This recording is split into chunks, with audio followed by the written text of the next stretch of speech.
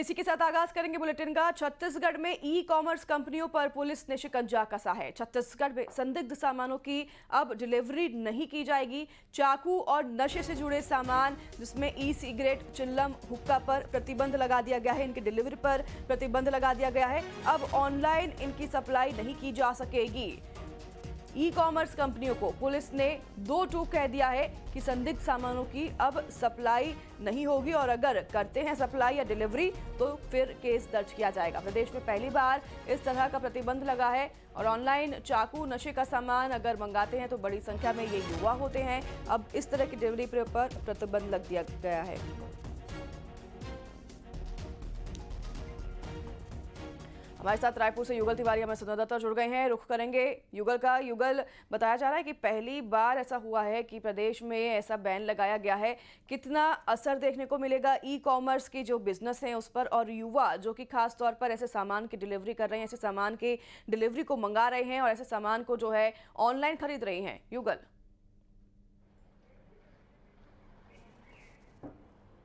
जी बिल्कुल, अपराध को रोकने के लिए इस तरह के जो निर्णय हैं वो लिए गए हैं और सभी ई कॉमर्स कंपनियों के जो आला अधिकारी हैं उनको 2 टूक पुलिस ने चेता दिया है कि अगर संदिग्ध जो सामान है, चाहे वो चाकू है, चिलम है, नशे से जुड़े हुए जो कारोबार जो करते हैं, चाहे हुक्का हो, ऐसे सामानों की अगर आपूर्ति की जाती है, सप्लाई की जाती है तो ई कॉमर्स कंपनियों के जो संचालक है, उसके साथ जो डिलीवरी बॉय है, मैनेजर हैं, तमाम पर कार्रवाई की जाएगी। इससे पहले भी रायपुर के पुलिस ने जब सख्ती बरतते हुए एफआईआर दर्ज की थी और ऐसे ई कॉमर्स कंपनियों पर मामला दर्ज किया था तो उसके बाद सभी जो सख्ते में आ गए और अब खुद कंपनी के लोग हैं इस पर प्रतिबंध लगाना शुरू कर दिया है।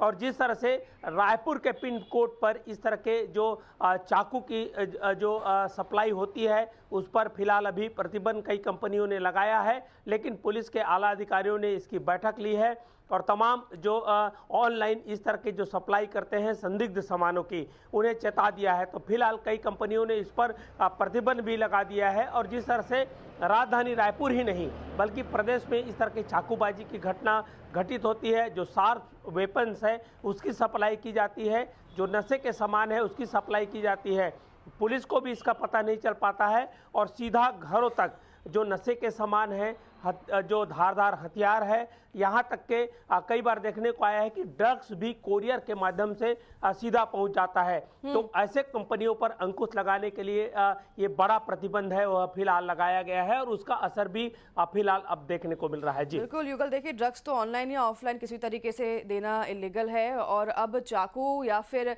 इलेक्ट्रॉनिक सिगरेट्स या फिर किसी भी तरह की हुक्के की अगर बात करें, चिल्लम की बात करें तो इस पर भी पूरी तरीके से प्रतिबंध लगा दिया गया है। बहुत धन्यवाद आपका रायपुर से युगल हमारे साथ जुड़े थे इस तमाम जानकारी साझा करने के लिए दर्शकों के साथ। तो खबर की आगे बढ़ेंगे। खबर जबलपुर से है जहां पर सिम्बायसिस स्कूल में उस समय अफरा तफरी मच गई जब एक छात्र पर स्कूल से छुट्टी के तुरंत बाद एक अज्ञात युवक ने चाकू से हमला करने की कोशिश की। हमलावर मुंह पर कपड़ा बांधे हुए था और स्कूल गेट पर ही हाथ लगाए खड़ा हुआ था। जैसे ही छात्र स्कूल से बाहर निकला, आरोपी युवक चाकू लेकर उस पर झपट पड़ा। आखिर क्यों ये हमला किया, क्या है ये पूरा मामला, जानिए हमारे संवाददाता की इस खास रिपोर्ट में। तो जबलपुर से ये बता रहे हैं आपको खबर, जहां पर चाकू से मारने की कोशिश की गई है। स्कूल से छुट्टी के तुरंत ही बाद अज्ञात लगाकर एक युवक बैठा हुआ था और चाकू से हमले करने की कोशिश भी उसने की, नाकाम लेकिन रहा। हमलावर मुंह पर कपड़ा बांधे हुए था, स्कूल गेट पर ही घात लगाए काफी समय तक बैठा रहा। जैसे ही छात्र स्कूल से बाहर निकला, आरोपी युवक चाकू लेकर उस पर झपट पड़ा।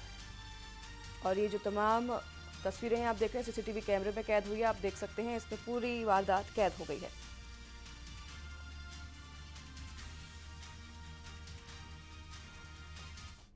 और अब बात करेंगे निवाड़ी की, जहां पंचायत भवन के 2 कमरों की पुताई के लिए ग्राम पंचायत सरपंच, सचिव और रोजगार सहायक ने 2 कमरों की पुताई पर 1,62,000 रुपए खर्च कर दिया है। इसका बिल बनाकर भी संबंधित एजेंसी को भुगतान भी विभाग को ओर से कर दिया गया है। पूरा मामला निवाड़ी जिले के ग्राम पंचायत डीमरपुरा का है। यहाँ ग्राम पंचायत भवन की पुताई के लिए और डिस्टेम्पर में अनावश्यक खर्च दिखाकर बिल बनाया गया है, जो कि सीधा भ्रष्टाचार को दिखाता है। तो वहीं इस संभव में अब पंचायत सीईओ ने बताया कि मामले की टेक्निकल टीम से जांच कराई जाएगी और जांच में जो भी पाया जाएगा उसके अनुसार कार्रवाई भी की जाएगी। देखिए, ये जितने भी ऐसे सिविल के काम होते हैं, इनकी एक दर निर्धारित होती है, इनका एक एसओआर होता है जिसके आधार पे ये सारे काम होते हैं। और अगर ऐसा कोई कार्य है जो एसओआर से ज़्यादा दर पे किया गया है या जो कार्य कम है और उसका ज़्यादा पेमेंट हुआ है, तो इसकी हम विधिवत जांच कराएंगे। बड़वानी में लाखों रुपए की रिश्वत मांगने का एक ऑडियो सामने आया है। ऑडियो जनपद पंचायत के अधिकारी और सचिव के बीच की बातचीत का बताया जा रहा है। वायरल ऑडियो में 4 पंचायतों से 10-10 लाख रुपए की रिश्वत की मांग की जा रही है। तो बातचीत में कहा जा रहा है कि मैडम ने 10 लाख का बोला है, देख लो नहीं तो मैडम एफआईआर का बोल रही है।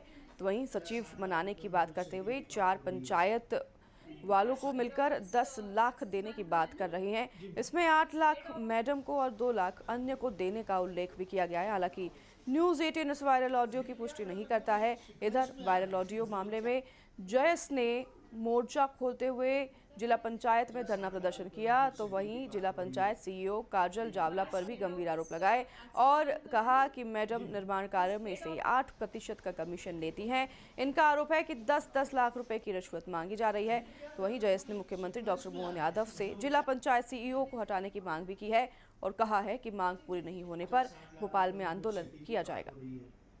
हेड ऑफिस एक्सिस बैंक का है ना जी मैम। उस हेड ऑफिस अभी तो क्या मैडम एकदम सीक्वेंस में आ रहे हैं, मतलब वो क्या ऑडियो वायरल मामले अब तूल पकड़ता जा रहा है कि जिस तरीके से अब जयस जो है इस मुद्दे पर मुखर हो गया है और अब मैदान में आ चुका है और आज जिला पंचायत का घेराव भी किया है। हमारे साथ यहाँ पर प्रदेश कार्यकारिणी के अध्यक्ष भी हैं और उन्हीं से बात करते हैं कि किस तरीके का मामला है और ऐसे क्या बिंदु हैं जो वो लेकर के आज प्रशासन के समक्ष रखने आए हैं। क्या नाम है आपका? राजू पटेल, जयस प्रदेश कार्यकारी अध्यक्ष। जैसे कि बड़वानी जिले में पार्टी ब्लॉक में सीओ के जिला पंचायत सीओ के साथ जो ऑडियो रिकॉर्डिंग वायरल हो रही कि 10-10 लाख रुपए रिश्वत मांगी जा रही है और पैसा नहीं देने पे आदिवासी सरपंचों को मानसिक रूप से प्रताड़ित किया जा रहा है। इसलिए हम तमाम समाज के साथ मिलकर यहाँ पर आए हैं कि जिला पंचायत सीओ को तत्काल यहाँ से हटाया जाए। ये गैर संवैधानिक। भोपाल के एमडी ड्रग्स मामले में एक और गिरफ्तारी हुई है। यासिन के लिए काम करने वाला अंशुल भूरी गिरफ्तार हो गया है और क्राइम ब्रांच की टीम लगातार एक्शन मोड में है। पूछताछ में एमडी ड्रग्स से जुड़े होने की बात स्वीकार की गई है, तो जिसके बाद क्राइम ब्रांच ने अंशुल को भोपाल कोर्ट में पेश किया और कोर्ट ने 4 अगस्त तक पुलिस रिमांड में अंशुल को भेज दिया है। यानी कि अब कुछ और नए खुलासे हो सकते हैं।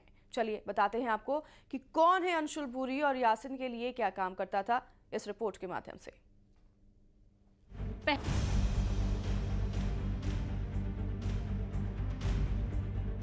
पहले मछली